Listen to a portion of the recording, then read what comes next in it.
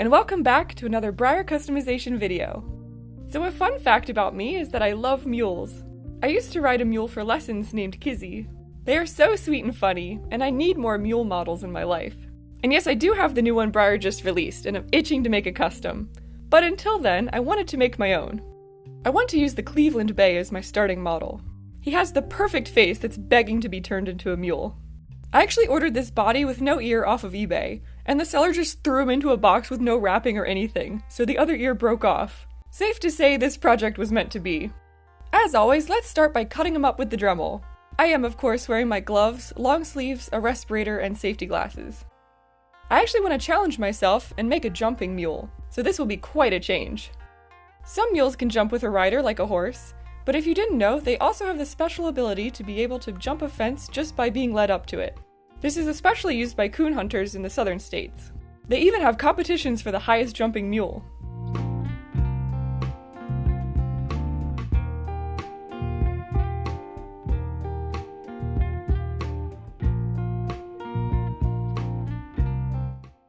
I am cutting where the legs will need to be bent or even just completely removed. I made sure to figure this out by looking at a lot of pictures, and marked everything in a paint pen beforehand. If this footage looks old and bad, that's because it is. I actually started this project over a year ago, so there is some foreshadowing on what's to come.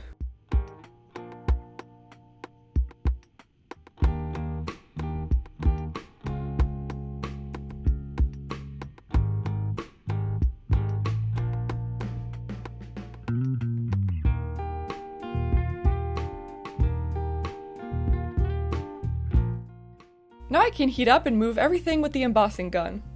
I dunk him in ice water to freeze it where I want.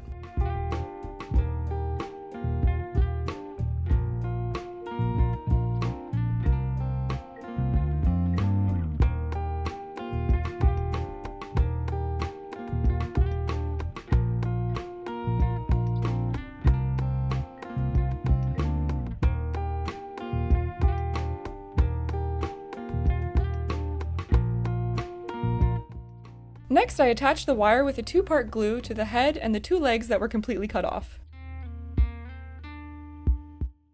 I also do the ear wires while I'm at it.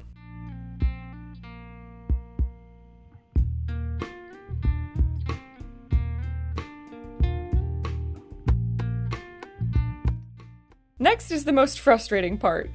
I temporarily hot glue the parts into place so I can set them with a stronger glue. I've sculpted more models since this, and I've found that stuffing with aluminum foil first and making a more solid base works pretty well. I know some people like using the expanding foam, but I've just never tried it. I am tempted to try the baking soda and super glue method, but I've heard people say that it can break down over time. So I don't know, I'm just a little scared to try it, since I wouldn't know until years or maybe even decades later.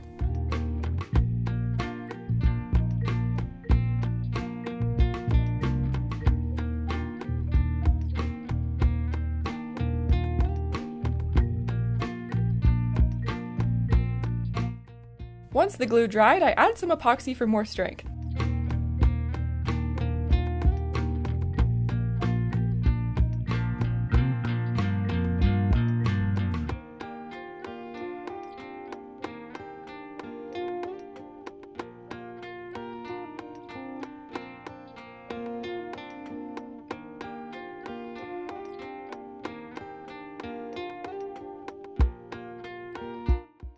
I build the neck base with masking tape.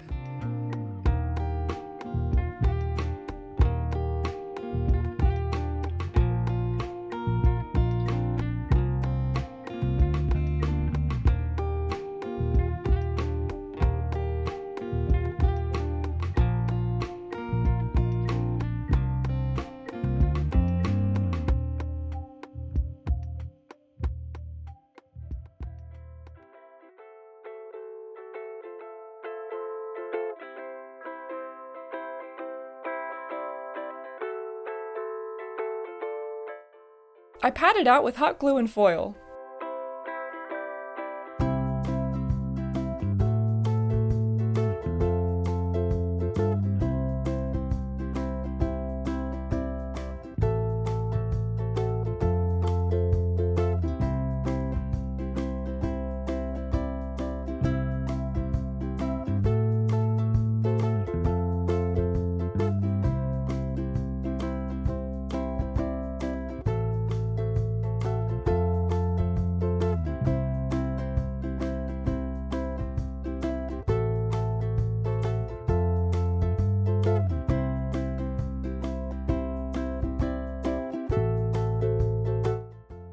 not so fun fact, this neck is actually not very good. I struggled a lot with the length, and I'm not used to making mule necks. They are boxier than a horse, and I always like making really elegant cresty necks. I mean, just looking at this footage now, I don't know why I was still pretending this looked good. The second part of my problem was the epoxy. If you watched my Hermera video, I did briefly talk about getting a new batch. This was the project I'd mentioned having a hard time with, because it had become so stiff. But at the time, I didn't realize that's what was happening.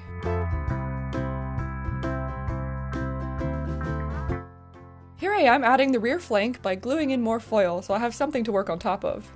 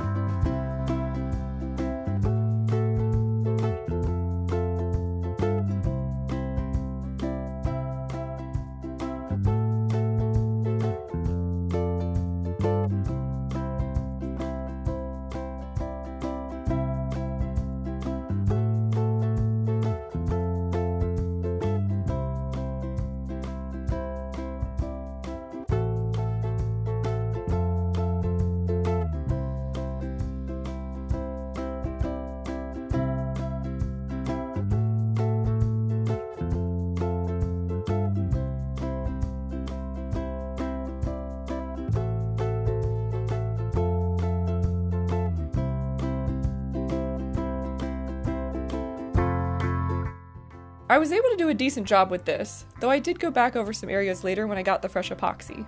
Luckily it was salvageable. Now I can go around filling in areas and adding more details. I use rubbing alcohol to smooth the epoxy.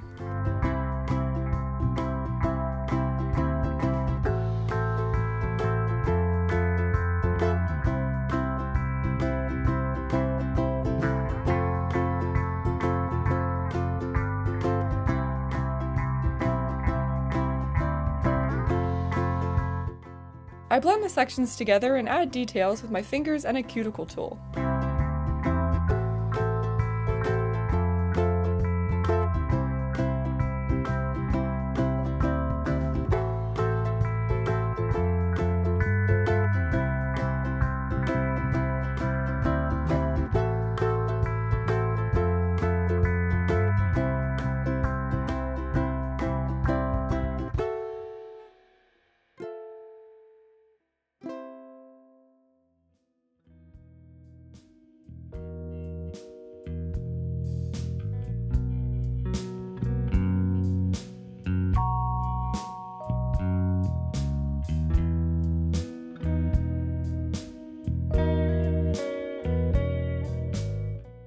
And now the elephant in the room.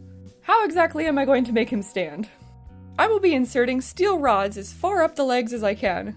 At first I tried going through the hoof, but I decided to just cut them off and go directly into the leg, since I ended up having to bend the rods. I had to put them in a vise and made the length work as leverage. I cut them down to size, making sure to cover the end so it doesn't launch into something I love, like my other horses, or my eyes.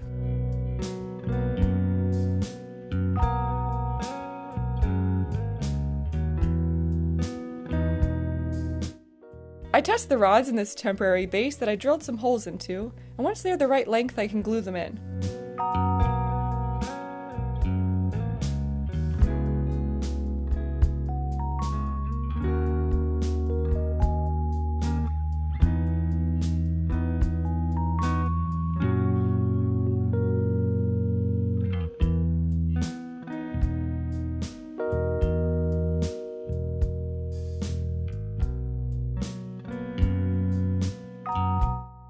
To do the hooves, I thought I would just sculpt on some new ones.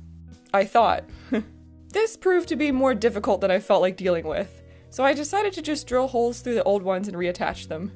I did have to shave the sides down of all of the hooves because mule hooves are quite slender. The Cleveland Bay also has really wide hooves.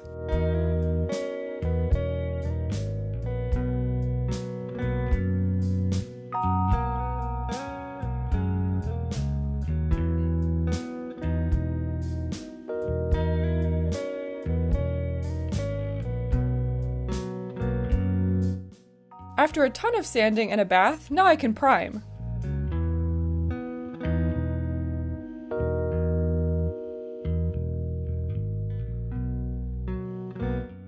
And then I could really see it all together. So he proceeded to sit on the shelf for a really long time while I figured out what to do. Finally, one day I just took a deep sigh and cut the neck off. I even almost got it in frame. Luckily, my large cutters made quick work of it, and the pliers ripped off the rest in pieces.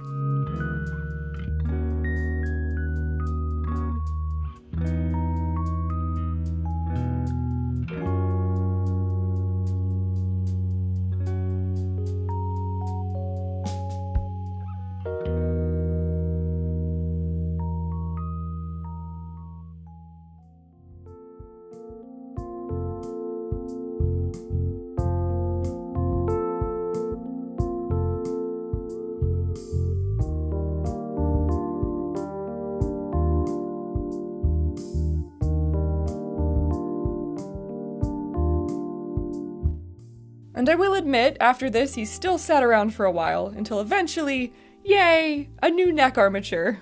Oh, and I also ripped the ears off. I decided to make them face forwards. Plus, I didn't like how they looked anyway. Also, now we have crisp footage. The process is the same. Start with the foil and the hot glue base, and add the covering of epoxy. Then I can blend it together, and wow, so much smoother this time.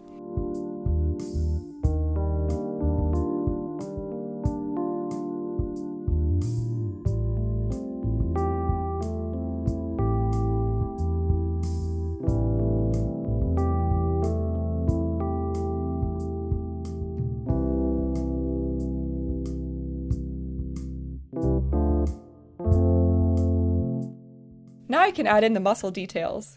I make sure to look at a lot of references. It was hard to find mules, and ultimately he does come out looking admittedly more horse-like in the neck than I wanted, but anything is better than what it was.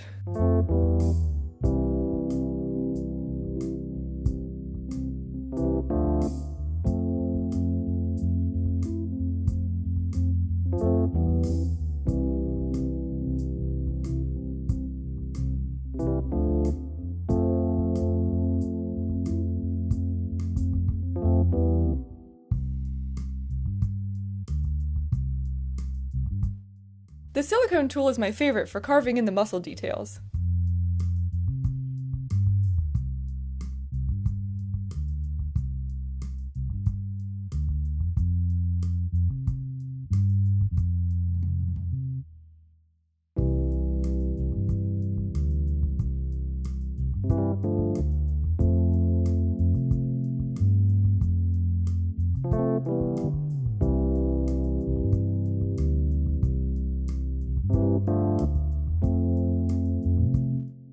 I did also Dremel down the tail a little bit.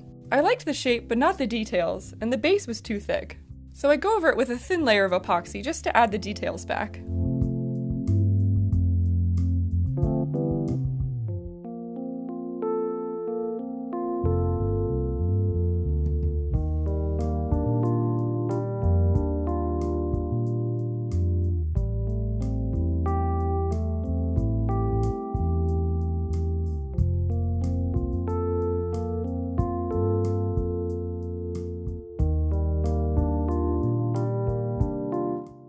If you didn't know, mules sometimes have bells shaved into their tails. This comes from military use. 1 means they can be used for pack, 2 for driving, and 3 if they can be ridden. So he's getting all 3.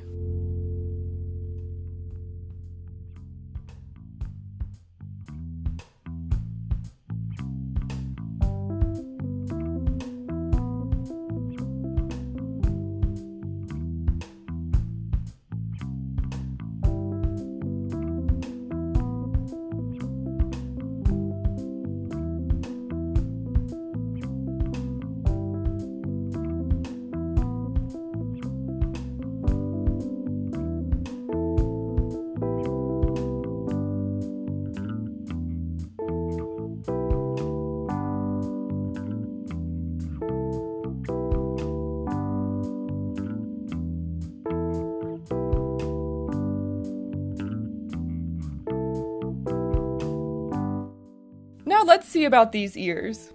They are such an important part of mules, so I really want to get this right. Of course they are similar to horses, but I'm so used to doing horse ears it was a little hard translating that into a longer shape that has its own nuances. First I add the general shape.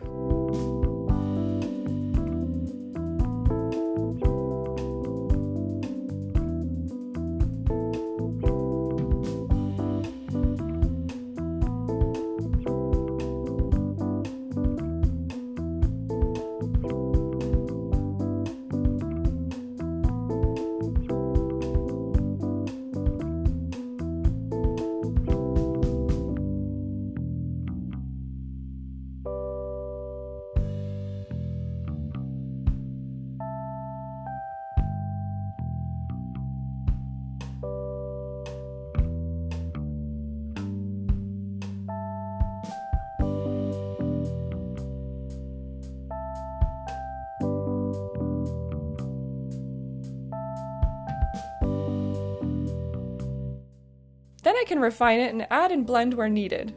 It's a lot of just looking at it from all angles and adjusting as needed, and of course looking at lots and lots of references. Finally, I can sand and reprime and we're back on track. Of course I wanted to do a loud pattern. The genes of the donkey mixing with the horse make some really cool coats. You can see in the pictures how big leopard spotting can get, and of course the seal bay really pops. You can also see how bright orange the muzzle and underside get. So to get that nice bright color, I cover the primer with white first.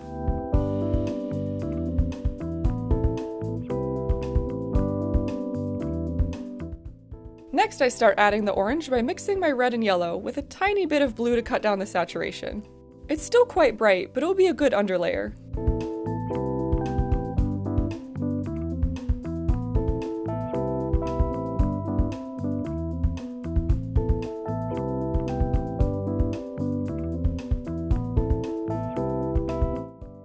Next I added a much more tan yellow to the areas where the skin might show through but aren't completely black.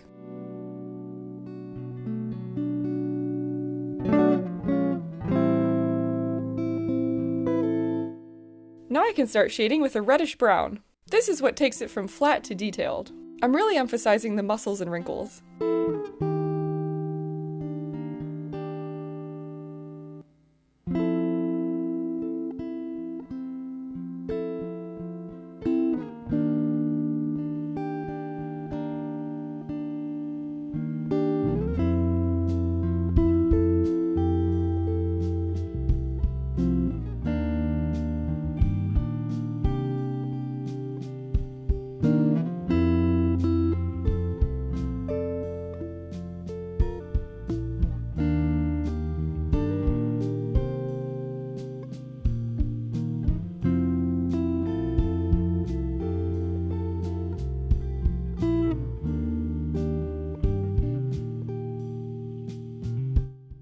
I'm also making sure his top line is a little darker, fading down into the underside.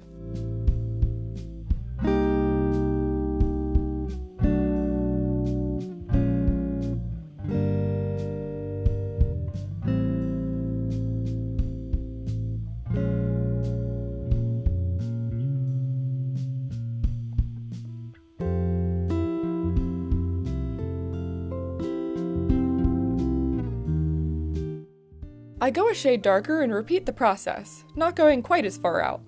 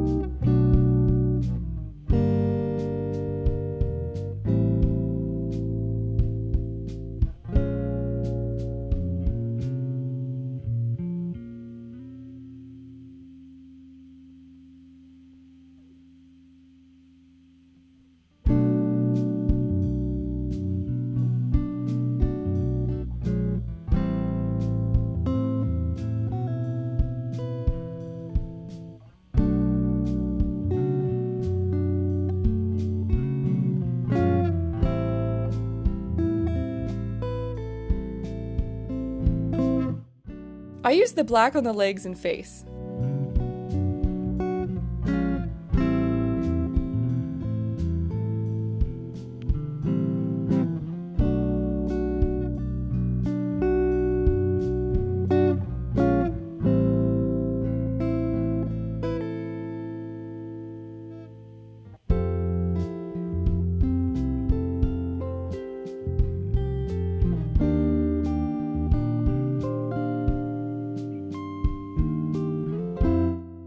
I do the top areas as well, but I leave the shoulders and belly alone. After that fully dried for at least a day, I can seal it off camera with a matte spray. To paint the white markings, I mapped out all the shapes first with a white colored pencil. Then I carefully fill all that in with a watered down white acrylic. It's very streaky looking at first, but you just have to keep at it. I do use a hairdryer to speed things along. Just make sure it's not too close and the paint isn't too thick or too watery, or it can crack. It definitely takes practice to find the right balance, but it makes it a lot faster. This Matisse acrylic dries faster than the golden I used to use, so sometimes I don't even need the hairdryer if I'm doing a big section like this. I do also like how matte this paint is.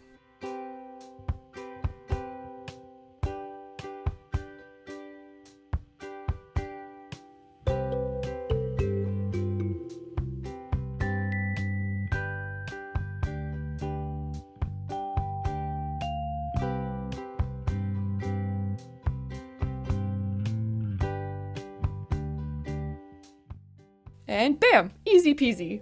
I think I did around 10 coats. I take my colored pencil and sketch in the little hairs that will go between certain sections of white. I make sure I go in the right direction and leave areas of spotting coming through.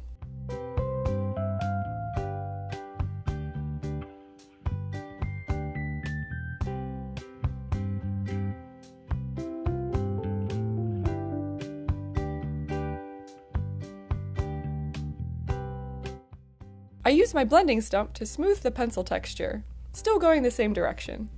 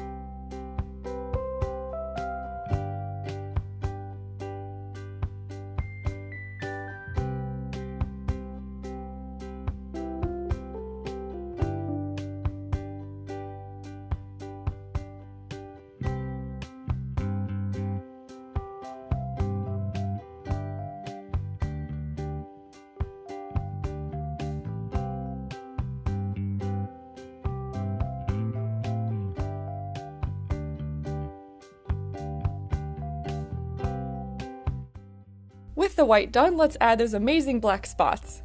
I'm using a liner brush to get the initial shape. I keep in mind that these will be bigger after I add the blending. I also thin this with water, not only to avoid brush strokes, but also to get a nice smooth application.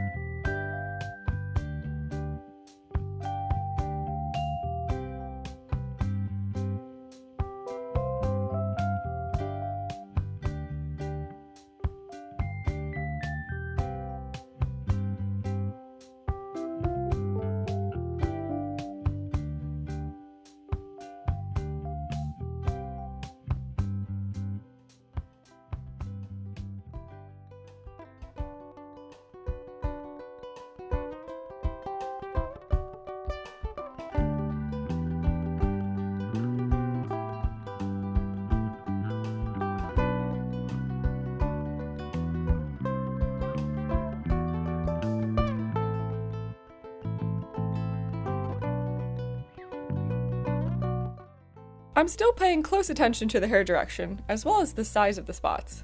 I've noticed that the leopard spots tend to be much bigger over white areas. I also make sure they are random and I'm not subconsciously making patterns. Off camera I do another layer and then seal it with matte. Now I can blend with pastels. And I'm sure you're sick of hearing this, but yes, I'm still making sure to go with the direction of the hair. You will hopefully never forget about hair direction after watching this video. I'm using a stiff eyeshadow brush to apply the black pastel.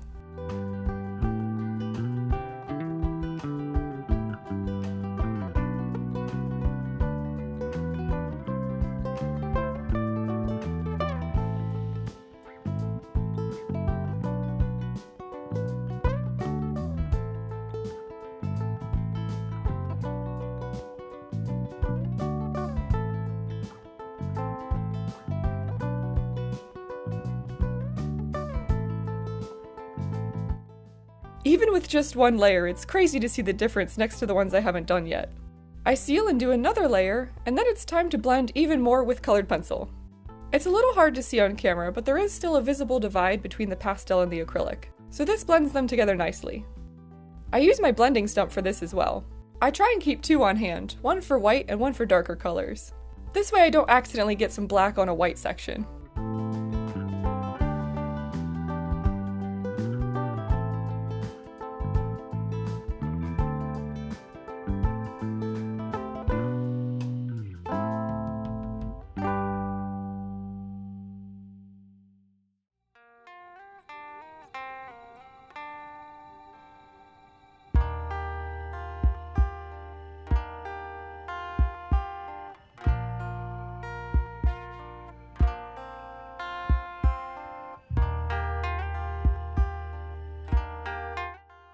Okay, now for the hooves. I know I usually don't like doing hooves, but I'm actually really proud of these. Of course they will be striped, so that's basically cheating, but I'm still proud. I start with a few layers of cream.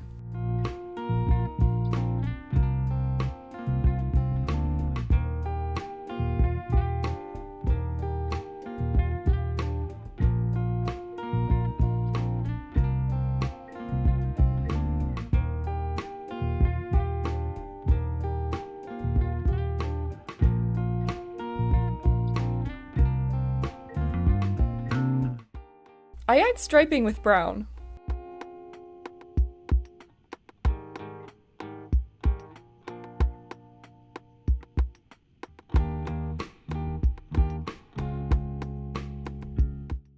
I dry brush a lighter shade over that.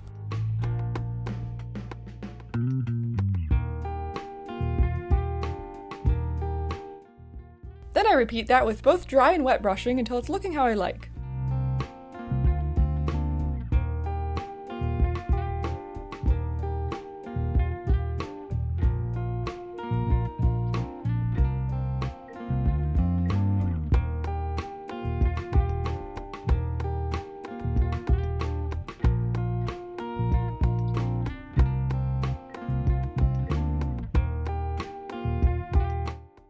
Finally, I blend down the white from the top.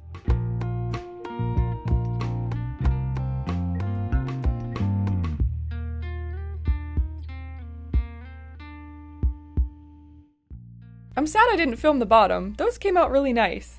I will put some pictures in, but basically I used the colored pencil for the details, and that's definitely the way to go. Finally, for the eyes, I fill in the black.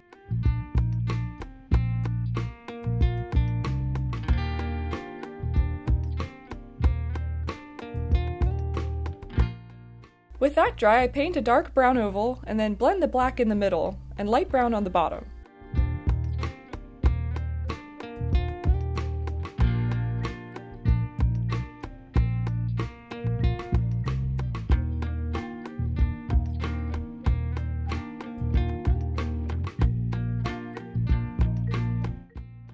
I glossed the hooves and eyes once everything was fully dry.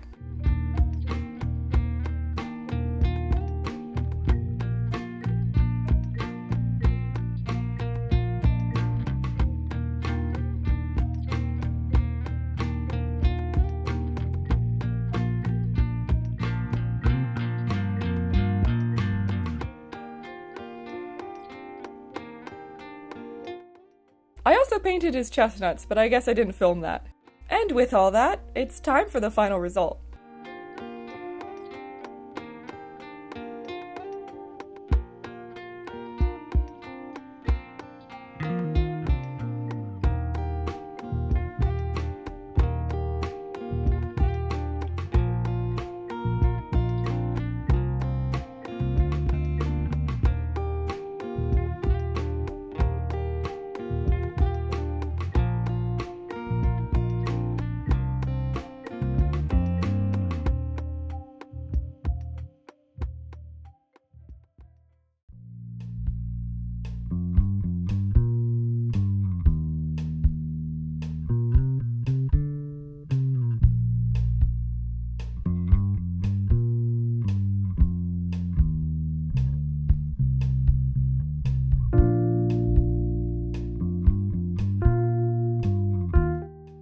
This project challenged me a ton. I really had a time deciding what to do. I actually completed Hermera and Nyx in the time it took me to figure him out. I'm so glad I finally have a custom mule in my collection, and I absolutely want to make more in the future. Definitely let me know, do you like mules, or do you only collect horses? As always, thank you for watching. I hope you learned something. Make sure to boop that like button and subscribe for more projects.